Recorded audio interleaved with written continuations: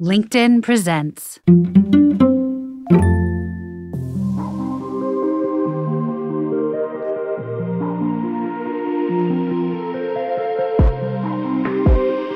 This is the Forbes Books Podcast, conversations with remarkable individuals who are impacting the world of business and beyond.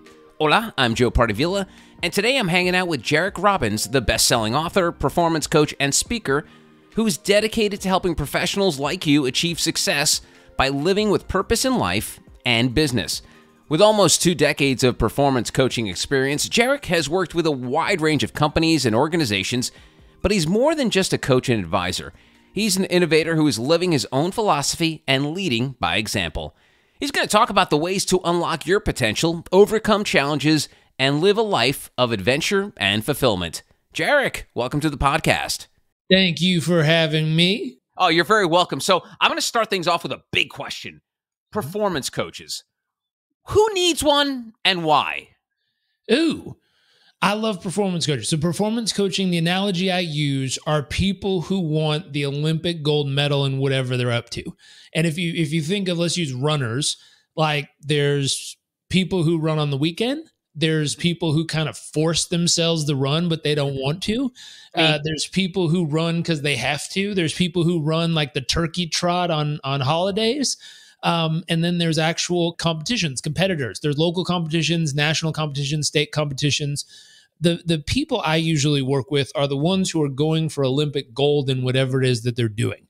And so whether it's a hedge fund manager, a startup entrepreneur, someone raising a few $100 million, it's someone who is literally working on being the absolute pinnacle in whatever it is that they're focused on, mentally, emotionally, physically. We kind of have a path we help people on. We're bringing something to life in the near future. We call it the Core 4 Challenge. So become the absolute best version of yourself. Find someone to share it all with and have a passionate, loving, abundant relationship. Build a business. My friends in Australia say, work to live, don't live to work. So you work enough to be able to live the life you want to live. You don't just wake up and live the work all day. And so it's this concept of build a business that allows you to take care of your community, provide for your clients, take care of your team, and provide the life for the ones you love. And then the third part is lasting wealth. Lasting wealth is time freedom, financial freedom. And whenever I've found someone who has those two things, they're usually seeking purpose and meaning in life. So it's then finding a reason for being at this stage of your life. And it seems like your clients or members or what have you, they run the gamut. What's your greatness radar like? When you run into someone, maybe you start working them or maybe later on in the process, do you have like a radar in the back of your brain was like, yeah, this person has it? You know, that immeasurable intangibles and magic pixie dust. Can you tell when you first meet a person, or maybe it takes a couple meetings to realize this person has that greatness gene in them? There's certain tells that it's not them. Really? And yeah. Give me those first. Give me the tells that are not. Someone who shows up and says, I'm looking for motivation. Done. Gone. Like, no. I mean, go down the list. Serena Williams. Do you think she was seeking motivation? Like the best in the world at what they do. They're not seeking motivation. They know what they want. They're hungry for it. They're excited for it. They're passionate about it. I know the best are usually seeking the 2 millimeter difference. They're looking for a little bit of an adjustment, or they're trying to be more consistent, or they're trying to squeeze more out of what they think they've squeezed everything already out of. And it's that person that they have those traits, they have those qualities. Most of the time they have that psychology. They're not waiting for someone to come around and inspire them to finally go for it. And like you said, I helped the gamut though. I wrote a book a long time ago and it was focused on helping people who don't have that spark yet and who haven't figured out what the dream is. And they're kind of just moving through life and existing. And at that, we help them identify their ideal vision for just a day. Instead of being overwhelmed with an ideal life vision, it's like, okay, what would one perfect day look like? You at least do that. Right. And just help them get the day, help them get the habits and the momentum and those things.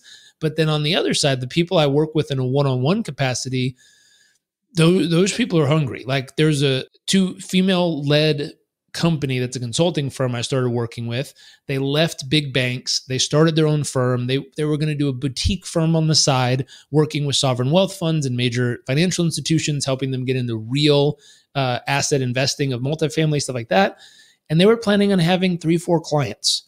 They were making about $500,000 in revenue the first year. We worked together. They went from $500,000 up to $2.5 million. The next year, fine-tuned it a little bit, $2.5 million to $5 million. They're already on track this year, halfway through the year for 5. So they're going to more than double what they did last year.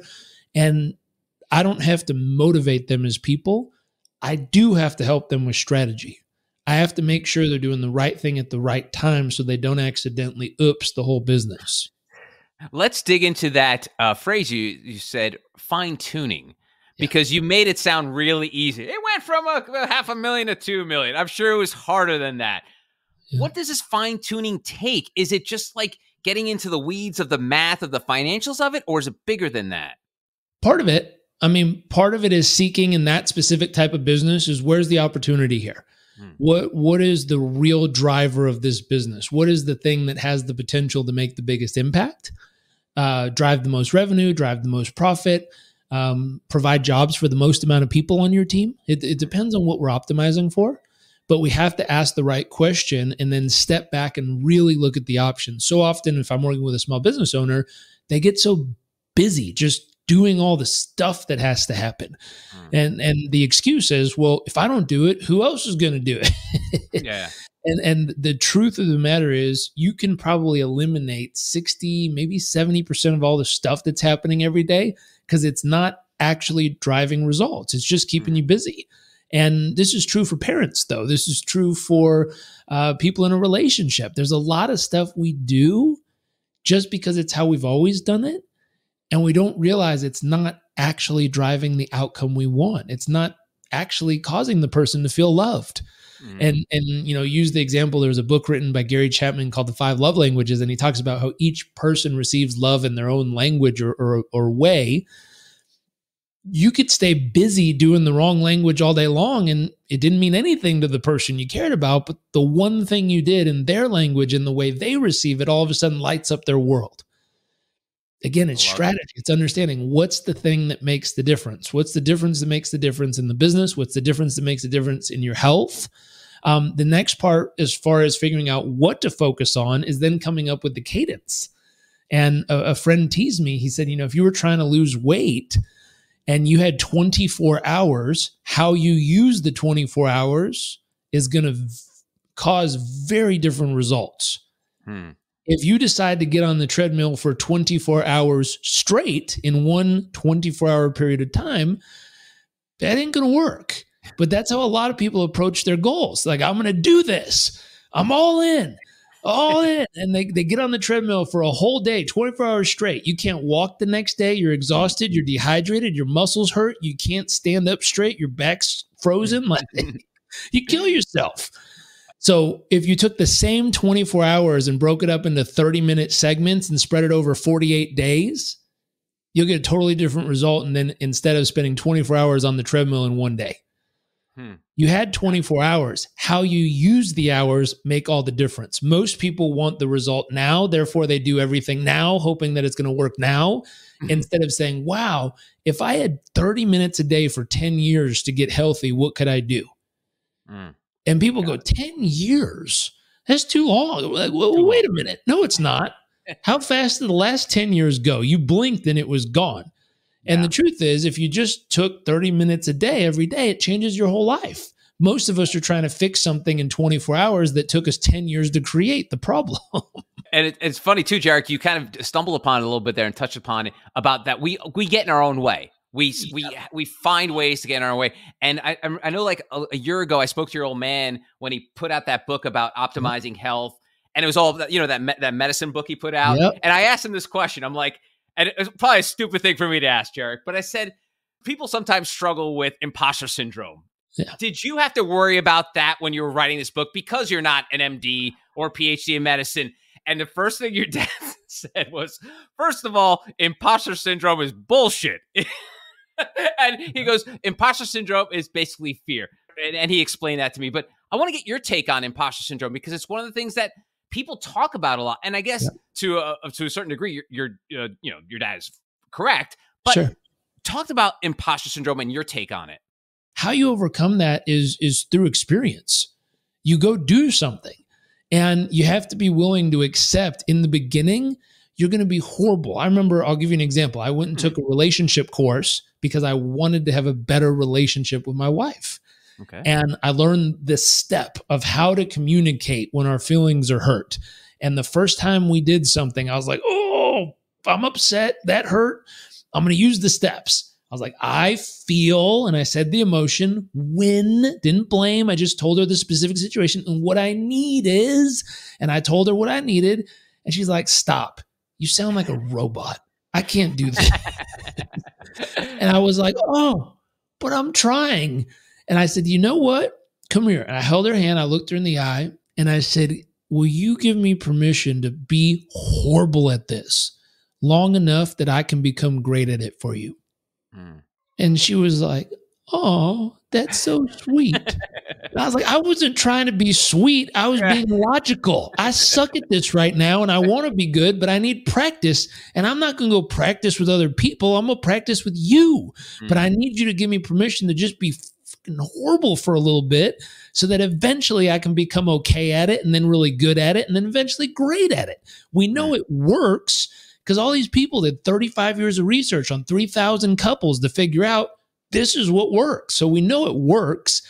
We just have to be willing to just be horrible at it for some period of time until eventually we start to get the hang of it. And I think with imposter syndrome, it's people uncomfortable being horrible at something for some period of time. It's the uncomfortableness, the uneasiness, the fear of being like, yeah, I suck at this, but I'm just going to keep trying until I figure it out. That mindset, that emotional decision to say, I'm horrible, but it ain't going to stop me from trying. That is what causes people to get going. I remember a friend of mine was teaching people how to use video to market themselves online in businesses. And he said, here's what I want you to do. I want you to do 100 videos, 1 minute long each in the next 100 days, one a day. And don't even watch them. Don't post them. Don't do anything with them. Turn on the camera. Start talking about something for a minute. When it's over, just shut it off. Don't do anything with it. He said the first 60 are just going to be crap. He's like, somewhere around 70, they might become okay. And around 100, you'll start to feel comfortable. And I started laughing. I'm like, isn't that so true in life? Give yourself the 100 horrible attempt challenge. Whatever I want to learn, I'm just going to do it 100 times knowing I'm going to be horrible for the mass majority of it, unless I'm born with some genetic perfect gene that makes me great at it. Most people are going to be horrible, but just be willing to suck at something long enough till you get great at it.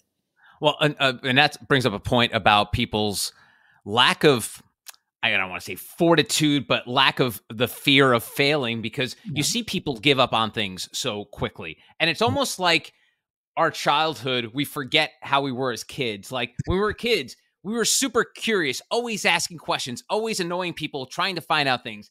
And then we were always trying to find out different skills and different hobbies and sports.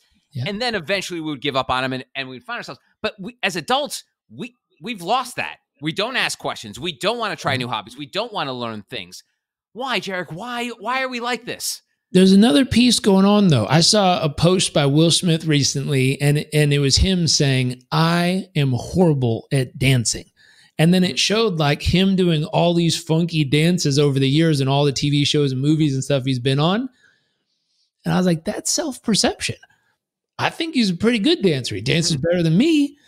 But in his perception, he thinks he's horrible.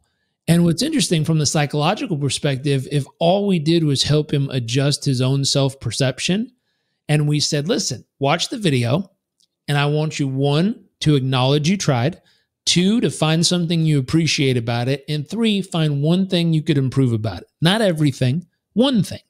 And if you practice, acknowledge, appreciate, adjust, acknowledge, appreciate, adjust, acknowledge, appreciate, adjust. Pretty soon, you make so many little adjustments that it is what you dreamed it would be, and you are doing the thing you wanted to do, and you do think you're a good dancer at that point. But it's those little adjustments over time. But the formula, 3 steps: acknowledge what's going on. Acknowledge, I see you. I see it's there. Appreciate it. Here's what I can appreciate about it. I think most of it sucks, but this one thing was kind of cool. And adjust it. Next time I do it, I'm going to try this one thing differently. Boom, you're on the right track. Love that. That's great. I'm curious about the people you work one-on-one. They sound like they're the 1%ers, the alpha humans. 0.01%. I've learned that. I used to call them the 1%ers, and I figured out through meeting more and more and more people, I work with both sides of the spectrum. I don't work with people in the middle most often. I work with people who are the absolute best in the world at what they're doing, and I work with people who are just trying to figure out what the heck to do with themselves. And the way I did that is I've always had this side of the business up and running. It's my personal coaching practice that I work directly with people. I have a few coaches I trust. One of my coaches is an ex-pararescue jumper. He's willing to risk his life so that other people will live in incredible military operations under heavy fire conditions. Like, it's insane what he's willing to do for people. He's working on his PhD in performance psychology, like amazing human. So I have a few coaches I really trust in working with people at this level, but the majority of humans couldn't afford it. And that doesn't feel right in my nervous system. So I took all the tools, and then I got a few friends: Wim Hof, the Iceman, Ben Greenfield, who's a world-renowned biohacker, Sean Stevenson, who has the #1 health podcast online. I took them, we put it into a program, and then we put it up online for people to access for like $13. Wow. That lights my heart on fire, because now we have students in 127 countries around the world learning with us. All the same tools I work with in these one-on-one clients who pay a ton of money to work together. Boom, $13. You can have it anywhere in the world. Awesome. So those top-notch, those echelon people, the one-on-one people, I was wondering, do they have the same issues that I was talking about in terms of people giving up on things? Do they get frustrated quickly? Is it hard for them to adapt to the things that you're sort of shining a light on? Do they have those same issues too? We're like, Jairek, we've been doing this for 3 months. It's just not working. I can't. Do they struggle with that as well? So my job in their life is a little different. It's to help them excel at the thing they're focused on. Most of them don't need help excelling in the thing they're focused on. They're killing it. What I help them do is I say, you're the #1, fund manager in the world. Great. What are the odds you're going to have a heart attack, divorce, or bankruptcy? And they go, excuse me? And I say, well, you've put all of your time, effort, focus, energy, thought into one singular activity of your life that you're wildly succeeding at. Kind of sounds like you're ignoring the other parts of your life. And I've watched it. I've watched a guy who was doing a fundraise, raising hundreds of millions of dollars, traveling city to city, meeting with clients, doing all the presentations, all this stuff. And at one point he texted me, he said, I totally effed up. And I went, what happened? And he said, well, there was a very special date. It totally lapsed. I forgot. I just realized right now, and the day's over. There's nothing I can do to make it up. I know she's mad. And I said, are you stopping everything, going home and making it right immediately? And he says, as much as I want to, my heart says I need to, I just can't. Like, I've got this meeting tomorrow and that meeting tomorrow, and I can't miss it because that's the big opportunity for this. And I'm like, what decision you're making. You will lose this relationship, period. There is no going. He's like, I can make it up and I'll make it right and blah, blah, blah, blah, blah. 2 weeks later, he got off the road from the road trip. He got home, went to his front door, opened it. She was sitting down with a stack of divorce papers at the kitchen table. Wow. Even though he knew and you were telling him, what was stopping him from listening to you, or not even listening to you, but acknowledging this guy's right? I got it. What is it that stops that person who, again, who's very successful, knows the difference between right or wrong? What's stopping them from jumping on a plane real quick and going home to their family? Usually an obsession with getting that. That's why I said I don't need to help them with the thing they're excelling in. They are obsessed with it. What I do need to do is speak so much truth into them that it opens their eyes and gets them to do things to prevent that from happening. That one, I wasn't with them long enough to prevent that specific situation. All my other clients, I use that as an example to say, let's not let this happen. What are the daily habits we can get you into that'll keep that relationship so healthy and flourishing that it'll never get put in a position like that? What are the dates that we need to schedule into your calendar? What are the things we need to automate and or remind you about to make sure you never miss? Like, I start looking after the other most important parts of their life to make sure that they don't screw them up. The consequence is a heart attack, divorce, or bankruptcy. Like, it will kick you. And if one of them goes, there's a high potential you'll hit the other two as well. And the worst is when all three happen. And people say, oh, that my favorite phrase when I tell that to an audience is people say, oh, that won't happen to me. I'm fine. And I always ask them, I say, okay, that's the number one signal that you're in danger if you think that'll never happen to me. And I'll tell you why. Because when you think it'll never happen to you, you fail to measure. And when you fail to measure, you have no clue how you're actually doing. And when you have no clue how you're actually doing, you're doomed. And so I ask people and they go, what are you talking about? I'm healthy. My wife's happy. My husband's happy. Everything's fine. I go, okay, great. When's the last time on a 0 to 10 scale you sat down with your partner and said, how happy are you in our relationship? Where am I killing it and where am I getting killed? I'll never forget. My uncle did this one time and he wrote down, an 8. We're doing so good. And his wife wrote down a 3. And we had him share first. And he said, well, obviously we're doing great. We're in love. He looked at her. We're like, we're in love. We love each other. Everything's amazing. Like, we're happy. I'm happy. Like, everything's amazing. We're 8. I think we're killing it. And he was so happy. She stood up and she's like, honestly, how I feel right now, a 3. And it looked like he was gutted. Like, wow. I saw that like gulp in his throat. I mean, it looked like someone straight kicked him in the gut. Wow. And I said, number one, when's the last time you measured? And he's like, I've never measured. I'm like, how long have y'all been married? It's like 10 years. I was like, you've never measured in 10 years? Wow. Imagine running your business like that. Imagine never checking your bank account for 10 years. My goodness, you'd be stupid. Imagine never checking how much body fat or muscle you had on your body in 10 years. Like, are you crazy? Imagine never checking how much fuel's left in your gas tank of your car before a road trip. Like, all these things are insane, but then we forget to do it in the most important areas of our life. And so I help bring awareness to that. And then we have those conversations. Hopefully, knock on wood, we find out things are great. But a lot of times we find out someone just has a blind spot that they're not aware of. And when we find the blind spot, there's the opportunity for work. And on your day-to-day work, I guess you probably don't want to consider it work. It's your livelihood. It's your life. Have you ever had instances where you're just doing everything you can to help a person and it just doesn't work?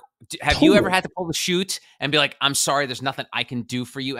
Or do you just buckle down and try harder? Because I wonder because your job, it's so, again, it is that sort of magic pixie dust kind of things of just trying to find the right alchemy to make someone's life fulfilled.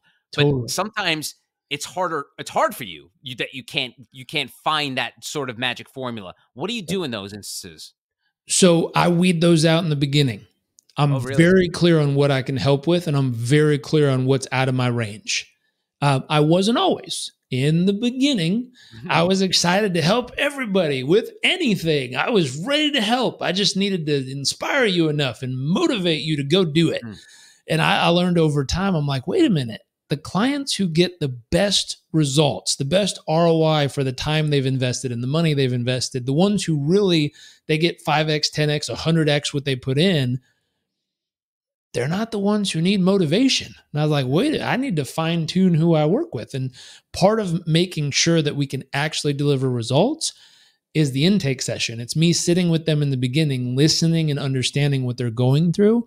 And if we don't already have proven solutions for what they're going through, I won't take them on as a client. It's not a good fit. I have a list of other people I can recommend, from biofeedback doctors and specialists and neuropsychologists and all kinds of people who are in this similar field, that if they're coming to me and they have something I don't work on, I refer them out to the network of people who absolutely can deliver what it is they're trying to do. But I did run into that problem early on just through my excitement of wanting to try to help everybody. And I found out over the years, like, no, I help these people do these things. Was there to borrow another performance coach's term, Oprah Winfrey, aha moment that revealed that to you? Or was it something, as you mentioned, it was like you were trying to inspire everybody and all of a sudden you were getting all this pushback? Was there a one moment, or was it just after a while you were just like, I need to stop trying to save the entire planet? Well, there's a few parts. It was a recalibration of what success meant to me. So in the beginning, I was inspired by my dad and other people in the industry where I was like, wow, they're helping millions of people. Like, that's the goal. Peter Diamandis with the X Prize. How do you help transform 1 billion lives? It was always about more, bigger, billions, millions. And no matter how hard I worked, I was making progress, but it wasn't like going. And I was frustrated constantly. And I remember I wrote this book and I put it out in the world, and, I had my vision board, New York Times bestseller, all this stuff. And it didn't do any of that. It was like an international Amazon bestseller, which is great as a starting point. My stepbrother made me feel better. He's like, most books only sell 1,500 copies. You're at 30,000. You've done good. And I'm like, it doesn't feel that way. But one day, got a handwritten letter in the mail, and I opened it. I'm like, what's this? And I opened it. It said, Dear Mr. Robbins, my name is such and such. I'm an airman who's been deployed multiple times overseas to serve the country. While I was overseas, I had some very traumatic experiences happening. I just wanted to write you this note to say thank you. Over the last few weeks of my life, I've had a firearm in my mouth every night wanting to pull the trigger. Someone gave me a copy of your book, and I read the first 2 chapters, and it reminded me of my reason that I want to keep living. Thank you. Their signature. And I was like, okay, this book was a wild success. That's it. I was measuring copies sold and revenue generated and all this stuff.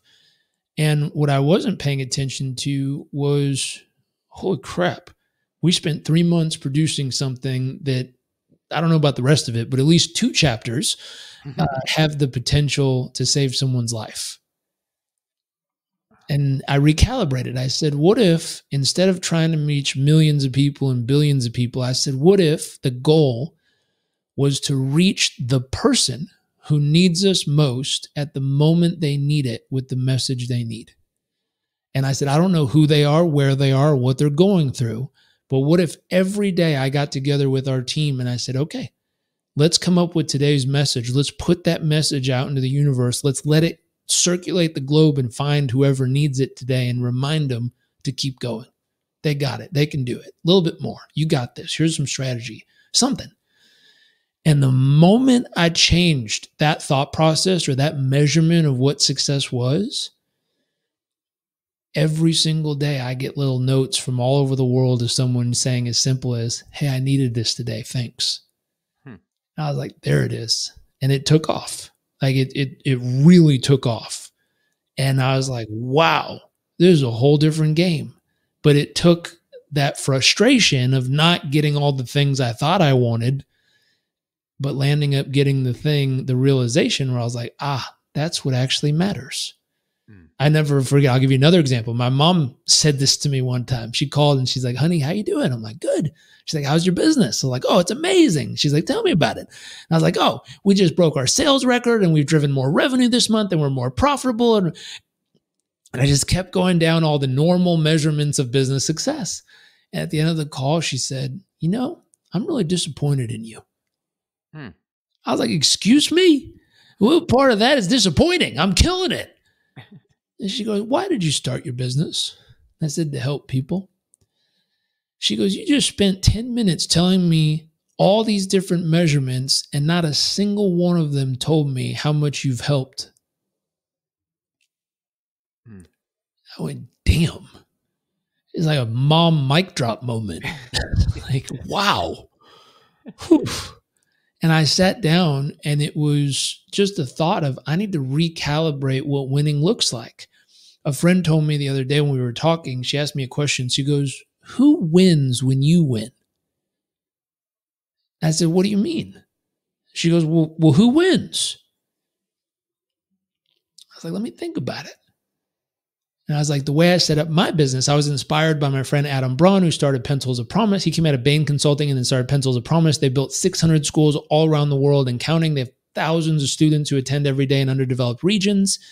And he coined this term, he taught me at least, it was a for-purpose enterprise. The mindset of bankers, where you make as much profit as humanly possible and you run a well-oiled machine of a business. The heart of a nonprofit wanting to make a difference, you overlap those two circles, and in the middle is for purpose. You make a ton of profit, and then you purposefully reinvest it in the people and projects that matter to you in the world. I was like, I like that, because I worked in nonprofit as my first official job, and it felt like we were always begging for money. But if you have an engine attached to it that you're able to scale and operate and really fine-tune and optimize, you can make a ton of profit and then dump the profit right into the projects that matter to you most and help the people who you really care about. And so I looked at that, and that became my conceptual model in my head. Back to that discussion of my mom, I was so focused on one part of the business because I was young, I hadn't quite cracked open the second piece. Since then, we've fed people all over the world. My wife and I have funded building a couple schools. We've built houses for people. We continue to find ways to donate to the causes we really believe in, and not just through great nonprofit organizations, but like directly to the people who need it to make sure that the difference is actually being made. And again, that's when things really took off. We did really well when we were just focused on building the business for business sake. We did extremely well the moment we started linking that for purpose concept into our business, where every time we would hit a major goal, we would find something to support way beyond ourselves. And so hitting the goal was no longer about us. We were fine. Hitting the goal was giving ourselves permission to then do that big project for someone else we really believed in. That's when things really amplified. And I said this in an interview the other week. I said, if the only person who wins when you win is you, that's the reason you're not winning at the level you desire right now. The moment something more than just you wins when you succeed, you will win far beyond your wildest dreams, and it'll multiply. And for some people, that's saying, hey, right now it's just me, but you know what? I'm going to help a couple family members win when I win. Or I'm going to help someone in my community, or I'm going to help someone in our company, or I'm going to help someone in our state, or I'm going to help a cause I believe in, or I'm going to help something around the globe. Like, the further you can expand who wins when you win, the faster you will win beyond your wildest dreams. I love that. And I want to end this pod on sort of helping people going forward who listen to this. And you talk about how you recalibrated your business and life, and you went to the next level. If people needed that recalibration, what's the first step? I mean, I guess identifying is probably the first thing, right? Identifying what you want. But talk me through, if someone listening right now and they are missing that piece that you were missing, what are some of the first steps when it comes to recalibrating their life? Well, there's a couple ways to go about this. At one point in my life, I went and lived in a village in Uganda. I was teaching organic farming. I got malaria, got told I had 6 days left to live. I came home and I was just angry at everyone around me. I mean, I saw people in Ugg boots drinking a latte, talking about, TV shows. And I was like, what's wrong with you? Go help people.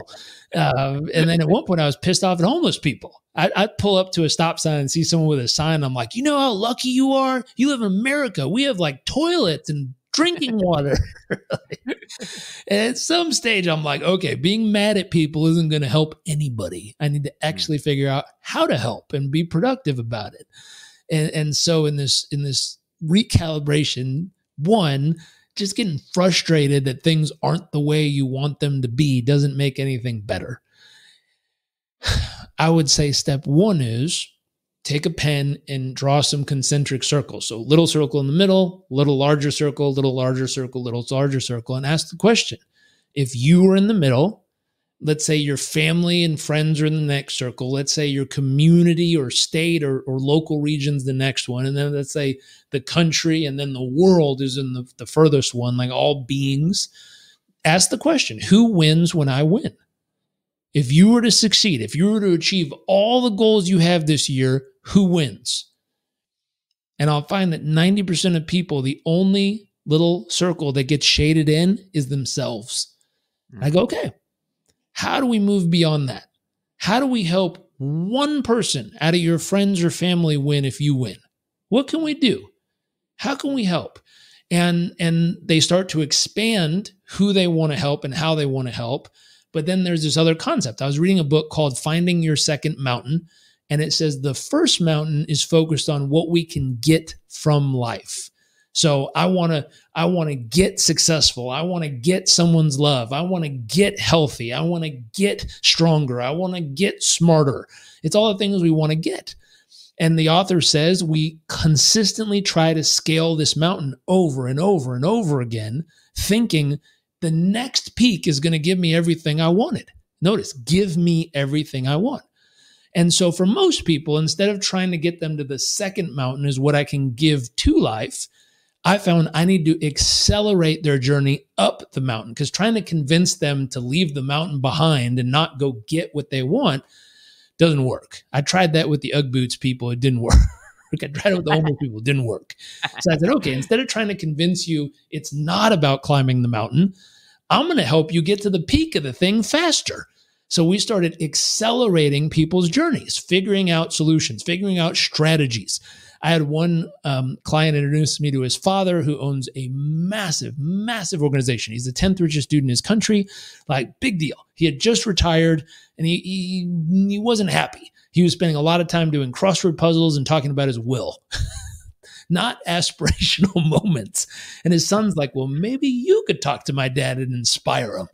So I talked with him and he goes, well, thank you for the work you've done with my son. It's been amazing seeing him flourish and his business is doing incredible. His family is so great. Like, thank you for the work. And he says, but tell me more about what you do.